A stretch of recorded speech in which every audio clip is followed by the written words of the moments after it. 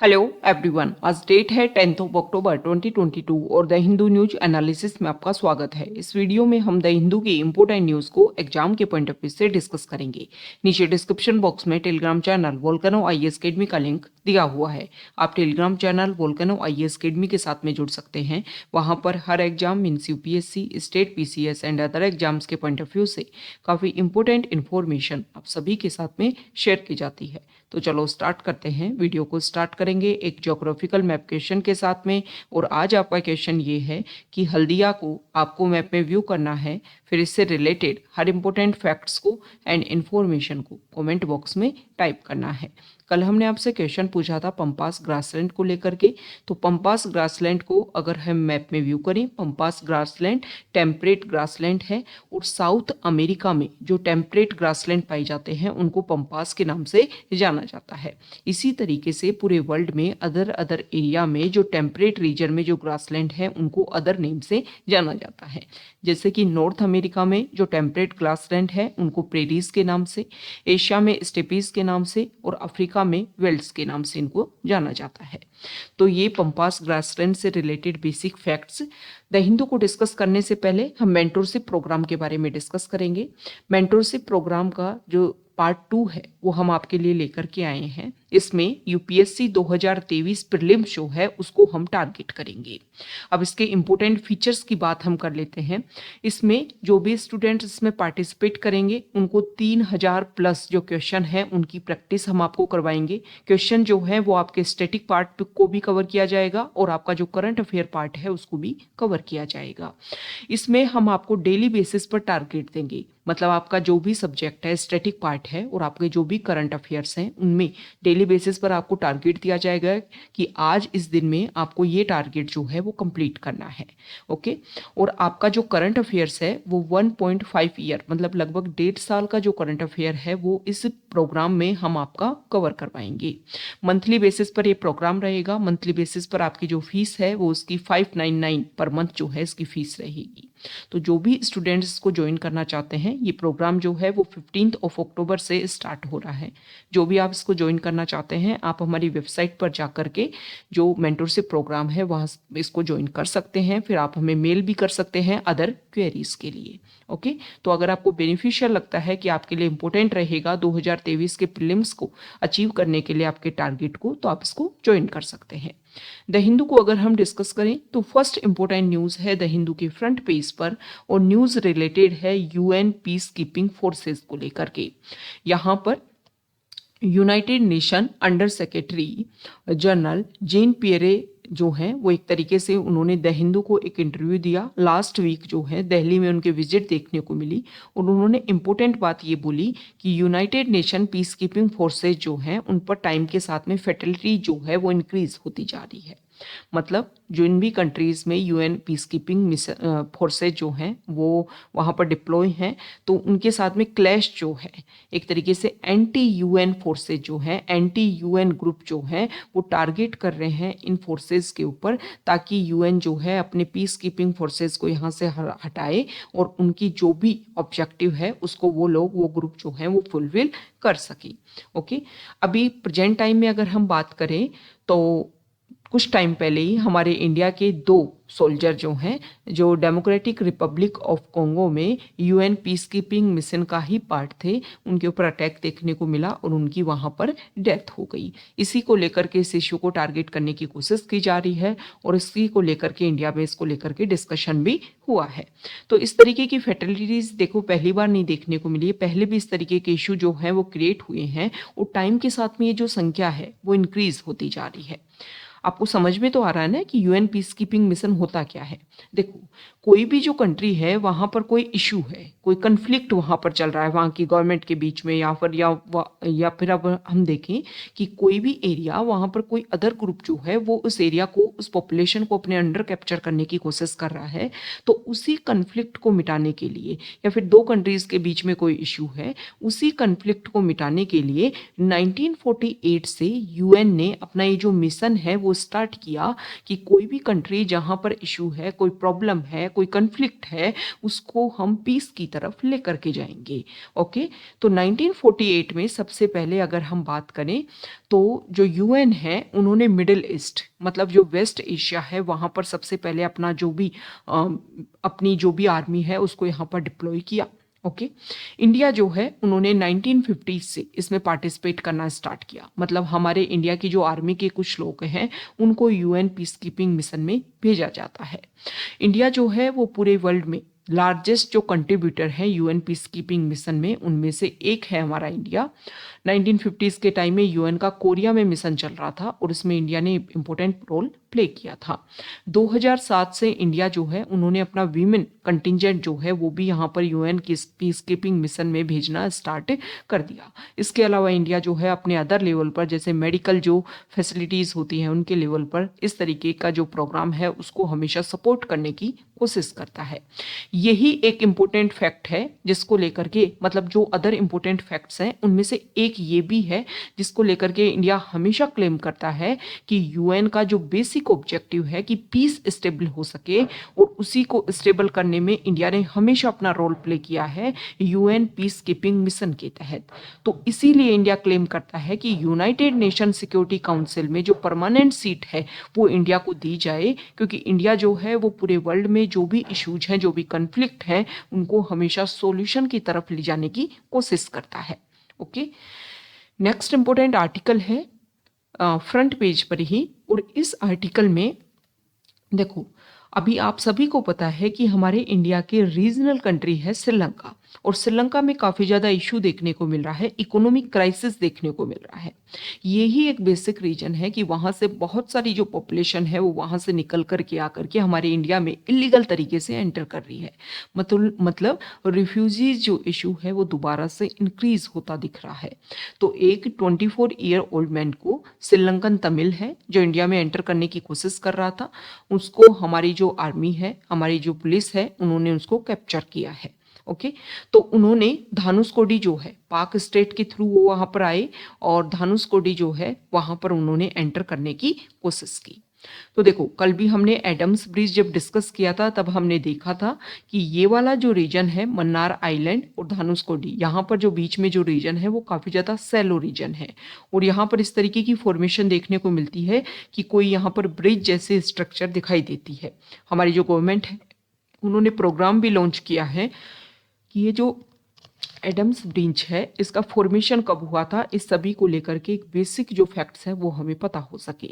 क्योंकि present time में India को इश्यू क्या है कि हमें यहाँ पर वेस्टर्न पार्ट से ईस्टर्न पार्ट पर हमारी जो पोर्ट रीजन है उन पर अगर हमें जाना होता है तो यहाँ से ये सैलो रीजन है, शिप जो है वो यहाँ से पास नहीं हो पाते, तो हमें ये टाइम ये जो रूट है वो लेना पड़ता है, जिसकी वजह से टाइम और जो आपका मनी है वो काफ़ी ज़्यादा कंज्यूम होता है। ओके, तो इसका अल्टरनेट ढूंढने के लिए गवर्नमेंट जो है वो कोशिश कर रही है कि यहाँ से जो है वो फॉर्मेशन हो सके और इस एरिया का हम यूज़ करते हुए शिप को यहाँ से पास किया जा सके। तो ये सैलो रीजन है, तो यहाँ से स्विम करते हुए जो पर्सन है वो यहाँ पर उन्होंने एंटर किया है। ये धानुषकोडी है। ओके, तो यहाँ पर अगर हम बात करें तो देखो श्रीलंका में जो इशू है या क्या फिर पहली बार इस तरीके के रिफ्यूजीज इश्यू जो हैं वो इंडिया में देखने को मिल रहे हैं? बिल्कुल ऐसा नहीं है। 1964, 1983 और 2009 यहाँ पर जो है ये हमेशा से इस तरीके का जो प्रोसीजर है वो देखने को मिला कि श्रीलंका से लोग आकर के हमारे इंडिया में सेटल होने की कोशिश कर रहे हैं। तो 1963 के टाइम में 1964 के टाइम में हमारे जो प्राइम मिनिस्टर हैं शास्त्री जी और इसके अलावा वहाँ के जो पीएम हैं उनके बीच में एक डिस्कशन होता है और उसमें 8 लाख लोग जो हैं जिनके पास ना इंडिया की सिटीजनशिप ना श्रीलंका की सिटीजनशिप, उसको एस्टेब्लिश करने के लिए उन सभी को लेकर के एक एग्रीमेंट होता है कि वो चाहे तो कहीं पर भी सेटल हो सकते हैं, जिसमें 5 लाख लोग जो हैं उन्होंने इंडिया में सेटल होने की कोशिश की। उसके बाद में अगर हम बात करें तो 1983 में भी इस तरीके के रिफ्यूजी इशू देखने को मिले थे और जो तमिल हैं उनको स्पेसिफिक फोकस किया गया था कि श्रीलंका से आकर के वो इंडिया में रह सकते हैं, क्योंकि सिविल वॉर जो है वहाँ पर श्रीलंका में इस तरीके का इशू, सिविल वॉर जैसा इशू देखने को उस टाइम मिला था। लेकिन 1991 में जो असैसिनेशन देखने को मिला हमारे प्राइम मिनिस्टर राजीव गांधी जी का, तो उसके बाद में इसके ऊपर एक तरीके से रोक लगा दी गई। 2009 में जब सिविल वॉर वहां पर एंड हुआ, और आप सभी को पता है कि हमारे इंडिया ने भी इंपॉर्टेंट रोल प्ले किया था, कौन सा ऑपरेशन था वो आपको कमेंट बॉक्स में बताना है, जिसके थ्रू इंडिया ने वहां पर सिविल वॉर को शांत करवाने की कोशिश की थी। तो 2009 के बाद में तमिल जो है उनको लगा कि उनके खिलाफ में एट्रोसिटीज दोबारा से इंक्रीज होंगी, तो उन्होंने इंडिया में सेटल होने की कोशिश की। अभी प्रेजेंट टाइम में जो सेटल होना है उसका बेसिक रीजन है इकोनॉमिक क्राइसिस। आप सभी को पता है कि जो श्रीलंका है उसकी इकोनॉमी जो है वो प्रेजेंट टाइम में काफी ज्यादा शटर्ड लेवल पर है, जिसकी वजह से जो लोग हैं वो उस क्राइसिस से बचने के लिए अपनी लाइफ को एक हेल्दी तरीके से सस्टेन करने के लिए इंडिया में एंटर करने की कोशिश कर रहे हैं। और एंटर करने का बेसिक रीजन ये भी है कि हमारे बीच में हमारा जो तमिलनाडु वाला रीजन है और श्रीलंका जो है वहाँ पर कल्चरल एक्टिविटी जो है वो काफ़ी ज़्यादा सिमिलर है, क्योंकि दोनों जगह जो है वो तमिल देखने को मिलते हैं। तो यही बेसिक रीजन है कि वहाँ से लोग निकल करके हमारे इंडिया में इलीगल तरीके से एंटर कर रहे हैं। ओके, तो ये हमने डिस्कस किया श्रीलंका का बेसिक रीजन, बेसिक इश्यू, जिसकी वजह से ये सारा एंटर देखने को मिल रहा है। नेक्स्ट इंपॉर्टेंट आर्टिकल है, देखो अभी कुछ टाइम पहले एक तरीके से एक इम्पोर्टेंट न्यूज़ आई कि जो आम आदमी पार्टी है उसके बहुत सारे जो लोग हैं वो एक तरीके से अपने आप को बुद्धिस्ट जो रिलीजन है उसमें कन्वर्ट करने की कोशिश कर रहे हैं, क्योंकि वो अपने आप को इन्फ्लुएंस मानते हैं डॉक्टर भीमराव अंबेडकर के द्वारा। तो आप सभी को पता है कि डॉक्टर भीमराव अंबेडकर 1956 में उन्होंने एक मास मूवमेंट चलाया और एक तरीके से बहुत सारे लोगों ने जो बुद्धिज्म रिलीजन है उसको अडोप्ट किया। उनका ये मानना था कि जो अनटचेबिलिटी जो एक इशू देखने को मिलता है दलित के साथ में, और इनका एक तरीके से अल्टरनेट ये हो सकता है कि हम एक ऐसे रिलीजन में एंटर करें जहाँ पर सब इक्वल है, वहाँ पर इस तरीके का इशू जो है वो नहीं देखने को मिलेगा। इसको नियो बुद्धिस्ट मूवमेंट के नाम से भी जाना गया। एक तरीके से जैसे महायान हीनयान जो है वो नवयान, एक नई ब्रांच जो है वो एंटर करने की कोशिश की गई बुद्धिस्ट ब्रांच में, बुद्धिस्ट रिलीजन में। तो देखो डॉक्टर भीमराव अंबेडकर मतलब एक तरीके से उस कम्युनिटी को अपनी तरफ से इन्फ्लुएंस करना, इस तरीके की जो पॉलिटिकल एजेंडा जो है वो हर पॉलिटिकल पार्टीज अपनी तरफ से इन्फ्लुएंस करने की कोशिश करती है। तो यहाँ पर उनके एक मिनिस्टर, उनके ऊपर भी इसी तरीके की बातें रखी गई कि उन्होंने भी अपने आप को कन्वर्ट करने की कोशिश की है, और वो हिंदू और जो अदर रिलीजन है उनके जो भी इंपॉर्टेंट गॉड गॉडेसेस हैं उनकी वो पूजा नहीं करेंगे, वो बुद्धिस्ट को फॉलो करेंगे। तो यहाँ पर जो उनके मिनिस्टर हैं आम आदमी पार्टी के, उन्होंने रेजिग्नेशन दिया है कि वो पार्टी के साथ में हमेशा जुड़े रहेंगे, लेकिन इस तरीके की जो आइडियोलॉजी स्प्रेड की जा रही है वो गलत है। हमारे लिए सब इक्वल है, हम चाहते हैं कि इंडिया जो है यूनाइट तरीके से एस्टेब्लिश रहे। हमने देखो ये पॉलिटिकल न्यूज़ है इसलिए डिस्कस किया कि यहाँ पर जो न्यू बुद्धिस्ट जो टर्म है उसके ऊपर फोकस किया जा रहा था। ओके, तो जब भी हम कोई न्यूज़ डिस्कस करते हैं, अगर पॉलिटिकल न्यूज़ भी है लेकिन उसमें हमारे लिए क्या इंपॉर्टेंट है उसको हम डिस्कस करने की कोशिश करते हैं, ताकि आपका प्रीलिम्स मेंस वहाँ पर इस तरीके की टर्म्स को लेकर के क्वेश्चन पूछा जाए तो उसको आप इजीली जो है वो टारगेट कर पाओ। देखो नियो बुद्धिस्ट जो टर्म है उसके ऊपर अगर हम बात करें तो प्रेजेंट टाइम में पॉलिटिक्स जो है वो काफ़ी ज़्यादा इन्फ्लुएंस होने की कोशिश कर रही है। जैसे डॉक्टर भीमराव अंबेडकर को उनके जो भी आइडियोलॉजी है उनको फॉलो करने के लिए अलग अलग पॉलिटिकल पार्टी जो है वो कोशिश कर रही है कि उनको अपना एक मेन एजेंडा में रखा जाए। ओके, तो अदर पार्टीज़ को आप व्यू कर सकते हो, देख सकते हो कि किस तरीके से जो है वो इन्फ्लुएंस करने की लोगों को कोशिश की जाती है। ओके, नेक्स्ट इंपॉर्टेंट आर्टिकल है एडिटोरियल पेज पर, और यहाँ पर जो फर्स्ट आर्टिकल है, देखो सुप्रीम कोर्ट में डिस्कशन चल रहा था किसको लेकर के, कि देखो दलित कम्युनिटी के वो लोग जिन्होंने अपने रिलीजन को चेंज किया, कन्वर्ट किया है, उसके बाद में जैसे कि अब बात करें तो शेड्यूल कास्ट जो क्राइटेरिया है जिसमें हिंदू, बुद्धिस्ट और सिख्स जो हैं, इन कम्युनिटी से बिलोंग करने वाले लोग जहां पर इस तरीके का इशू देखने को मिलता है उनको शेड्यूल कास्ट में शामिल किया गया है।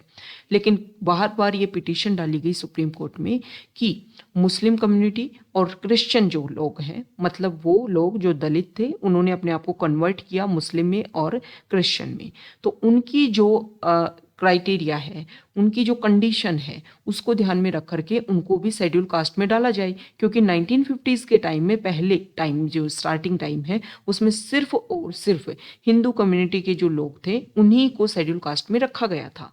फिर टाइम टू टाइम इसको अपडेट किया गया। 1956 में इसको सिखिज्म में भी को लेकर के भी अपडेट किया गया, और फिर 1990s के टाइम में इसको अपडेट किया गया किसके लिए, बुद्धिज्म के लिए भी। तो जो अदर रिलीजन के लोग हैं वो इसको लेकर के अपनी पिटीशन डाल रखे हैं सुप्रीम कोर्ट में। सुप्रीम कोर्ट में इसको लेकर के डिस्कशन चल रहा था। अब गवर्नमेंट से आंसर मांगा सुप्रीम कोर्ट ने कि भैया आप अदर कम्युनिटी तक इसको एक्सटेंड क्यों नहीं कर रहे हो। तो जो सेंट्रल गवर्नमेंट है उन्होंने अब यहाँ पर एक कमीशन बना दिया है, 3 मेंबर का कमीशन बनाया। हमारे फॉर्मर जो सीजीआई हैं केजी बालकृष्णन उसको हेड बनाया है, और 2 साल में ये अपनी रिपोर्ट देंगे कि पोस्ट कन्वर्जन जो है उन कम्युनिटी का क्या सोशल स्टेटस है, क्या उनकी कंडीशन है, और इसके बेसिस पर एक्सपेंड किया जाना चाहिए या नहीं किया जाना चाहिए। हम बेसिक बैकग्राउंड डिस्कस करेंगे। बेसिक बैकग्राउंड ये है कि 1950s के टाइम में एक ऑर्डर पास किया गया था, और उस ऑर्डर में ये बात बोली गई थी कि हिंदू जो रिलीजन है उसके ऊपर फोकस किया जाए और जो अदर रिलीजन है उसके ऊपर फोकस ना किया जाए। लेकिन time to time other religion जैसे सिख और बुद्धिस्ट जो रिलीजन है उसमें फोकस किया गया, क्योंकि इसका मानना ये था कि ये जो रिलीजन है जैसे सिख रिलीजन जो है वहाँ पर भी अनटचेबिलिटी देखने को मिलती है, और बुद्धिज्म रिलीजन जो है जिनमें दलित ने कन्वर्जन किया तो उनमें भी इस तरीके का जो इशू है वो देखने को मिल रहा है। उनकी कंडीशन नहीं सुधरी है तो उनको एससी में रखा जाए ताकि रिजर्वेशन के थ्रू जो है उनका क्या हो अपग्रेडेशन देखने को मिले। लेकिन मुस्लिम कम्युनिटी और क्रिश्चियनिटी जो कम्युनिटी है इनमें अनटचेबिलिटी जैसे इशू नहीं है, तो पोस्ट कन्वर्जन के बाद में वहां पर इस तरीके के इशू सामने नहीं आने चाहिए, तो इसीलिए इन दोनों रिलीजन के ऊपर फोकस नहीं किया गया है। लेकिन इस आर्टिकल में बताया गया है कि पोस्ट कन्वर्जन के बाद में भी अगर हम इन कम्युनिटी को देखें, इन रिलीजन को व्यू करें, तो जो कम्युनिटी जिन्होंने अपने आप को कन्वर्जन किया है अदर रिलीजन में उनमें इशू जो है वैसे के वैसे बने हुए हैं। जैसे कि यहाँ पर रंगनाथ मिश्र जो कम्युनिटी है उनकी बात रखी गई। 2007 में जो कमेटी है उन्होंने अपना यहाँ पर स्टेटमेंट दिया था, और 1985 में जो चीफ जस्टिस जो है मतलब हमारा जो सुप्रीम कोर्ट है उन्होंने देखा कि इस तरीके के इशू जो है वो रेगुलर बने हुए हैं, तो उन कम्युनिटीज़ तक भी एससी जो क्राइटेरिया है उसको इंक्रीज किया जाए। ओके, तो यहाँ पर national commission for religious and linguistic minorities जिसको रंगनाथ मिश्र ने हेड किया था, और उन्होंने इस इशू को एग्जामिन किया। उन्होंने 2007 में रिपोर्ट रखी कि भले ही उन रिलीजन में अनटचेबिलिटी जैसे इशू नहीं है, लेकिन पोस्ट कन्वर्जन के बाद में भी उनकी जो कंडीशन है वो ज़्यादा अपग्रेड नहीं हो पाई है। इससे अलावा सचर कमेटी जो है स्पेसिफिक उन्होंने फोकस किया था किसके ऊपर, मुस्लिम कम्युनिटी के ऊपर, और उस कम्युनिटी में उन्होंने स्पेसिफिक फोकस देकर के ये बात बोली थी कि उनकी जो सोशल इकोनॉमिक जो कंडीशन है, एजुकेशन कंडीशन है, वो उनमें अपलिफ्टमेंट देखने को नहीं मिला है। तो इस आर्टिकल में यही बताया गया है कि जो भी हमारे बेसिक क्राइटेरिया है उनके बेसिस पर एससी स्टेटस जो है वो अपग्रेड होना चाहिए। यहाँ पर जो नेक्स्ट आर्टिकल है इसमें बात की गई है सिलिकॉन चिप की। तो देखो जो आर्टिकल है इसमें 3 यहाँ पर एग्जाम्पल दिए हैं। पहला यहाँ पर जो एप्पल जो कंपनी है उसका एग्जाम्पल दे रखा है कि सेमीकंडक्टर मैन्युफैक्चरिंग कंपनी जो है वो ताइवान बेस्ड है इनकी, और वहाँ से इनको अवेलेबल होता है, और ये सिलिकॉन जो चिप होता है इसका काफ़ी ज़्यादा यूज़ होता है। जो भी हम आईफोन में जो भी हम यूज़ करते हैं वो इस चिप के थ्रू जो है वो सारा प्रोसीजर कंप्लीट हो पाता है। दूसरा यहाँ पर एग्जाम्पल दिया गया है कि रशिया और यूक्रेन में इशू जो है वो काफ़ी लंबे टाइम से चल रहा है। तो यहाँ पर यूक्रेन की जो भी मिसाइल है वो एक तरीके से प्रिसीजन गाइडेड है। हालांकि रशिया के पास भी इस तरीके के वेपन है, लेकिन मोस्टली फोकस है किसके पास में, यूक्रेन के पास में। तो इस तरीके से जो वॉर जैसे सिचुएशन है उसका एक रिजल्ट निकल करके सामने नहीं आ पा रहा है। तीसरा यहाँ पर एग्जाम्पल दे रखा है टोयोटो का, और टोयोटो ने अपने कुछ टाइम पहले अपने कुछ मैन्युफैक्चरिंग जो है प्रोडक्शन जो है इसको बंद कर दिया, क्योंकि उनका ये मानना था कि जो चिप है, जो सेमीकंडक्टर चिप जो है उसकी शॉर्टेज देखने को मिल रही है, और उसकी वजह से जो इशू है वो देखने को मिल रहा है। तो ये सारी चीज़ें हमें बताती हैं चिप की इम्पोर्टेंस के बारे में। प्रेजेंट टाइम में अगर हम देखें तो चिप का जो फॉर्मेशन है उसमें स्पेसिफिक जो कंट्रीज़ हैं Taiwan, South Korea, US, Japan, Netherland and China, ये कंट्री है। इनमें ही सिर्फ और सिर्फ मैन्युफैक्चरिंग जो है वो चिप्स का देखने को मिलता है, जिसमें भी स्पेसिफिक और हायर क्वालिटी जो है वो ताइवान और साउथ कोरिया कंट्री जो है वहाँ पर देखने को मिलता है। तो इस आर्टिकल में बताया गया है कि कोई भी जो कंट्री है उसका जो एक तरीके से फेट जो है वो किस तरीके से दूसरे कंट्रीज़ के हाथ में है। यहाँ पर अगर हम बात करें तो इंडिया जो है उन्होंने तो अपने ऊपर फोकस किया है और इंडिया चाह रहा है जैसे कि प्रोडक्शन लिंक्ड इंसेंटिव स्कीम, वहाँ पर हम चाह रहे हैं कि इस तरीके की जो ग्लोबल चिप मैन्युफैक्चरर्स जो हैं उसको हम फोकस करें और उसके ऊपर अपनी जो इंडिपेंडेंसी है उसको हम बनाएं, ताकि इस तरीके से जो अदर कंट्रीज़ हैं उनके ऊपर हमारी जो डिपेंडेंसी है वो ना बनी रह सके। ओके, तो इसके लिए सीधी सी बात यह है कि कोई भी कंट्री जो है वो अपने आप को अच्छे से एस्टेब्लिश करना चाहता है, सुपर पावर के रूप में एस्टेब्लिश करना चाहता है, तो प्रेजेंट टाइम में, आने वाले टाइम में वो एरिया, वो कोर प्रोडक्शन जिनके ऊपर फोकस होना चाहिए, जिनके ऊपर आप जो है वो कंप्लीट आपकी टेक्नोलॉजी रिलाई करती है, उन सभी के ऊपर आपको अपने आप को सेल्फ डिपेंडेंट होना पड़ेगा। नेक्स्ट इंपोर्टेंट आर्टिकल है पेज नंबर 7 पर, और यहाँ पर देखो इस आर्टिकल में बताया गया है कि वर्ल्ड में जो है कोलिशन जो है वो अलग अलग तरीके से देखने को मिल रहा है। मतलब वर्ल्ड वॉर्स फर्स्ट के बाद में पहली बार एक ऑर्गेनाइजेशन बना था, लीग ऑफ नेशन, 1920s में सेटअप किया गया था। बेसिक ऑब्जेक्टिव ये था कि सभी कंट्रीज आपस में मिले और डिस्कशन के थ्रू कोई भी प्रॉब्लम जो है उसको सॉल्व करे और वॉर जैसी सिचुएशन ना हो। फिर होता है वर्ल्ड वॉर सेकेंड, उसके बाद में आता है United nation. League of nation में जो भी बेसिक ड्रॉबैक देखने को मिले उन सभी को खत्म करते हुए यूएन को एस्टेब्लिश किया गया।